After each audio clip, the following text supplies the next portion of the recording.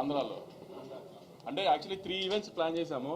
ఒకటి first Jan 2 trailer అనుకుంటున్నాం హైదరాబాద్లో.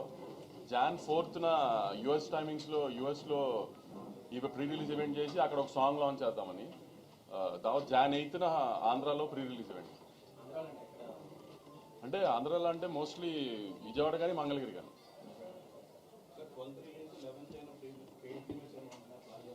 సంక్రాంతి సినిమాలకి పెయిడ్ ప్రీమియర్స్ అవసరం. చెప్పాను కదా లాస్ట్ టైం మనమే చాలాసార్లు డిస్కస్ చేసుకున్నాం. 4 o'clock నుంచే.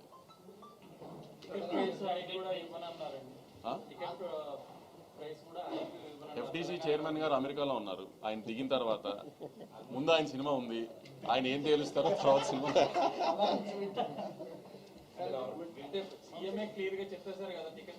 అదే సార్ ఇప్పుడు మీకు చెప్పిందే నేను వింటాను కదా, నేను కొత్తగా నాకేం చెప్పరు కదా సపరేట్గా. సీఎం గారు చెప్పేశారు ఓకే. ఇప్పుడు FTC చైర్మన్ గారి సినిమా నాకంటే ముందుంది, ఆయన ఏం తేలుస్తారో మాది అదే కదా.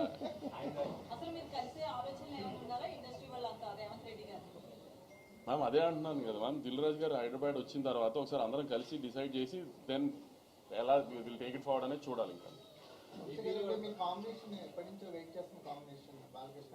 నా కాంబినేషన్ కాదు, నేను ఆయనతో పని చేయాలన్నది ఎప్పటి నుంచో నేను వెయిట్ చేస్తున్నా.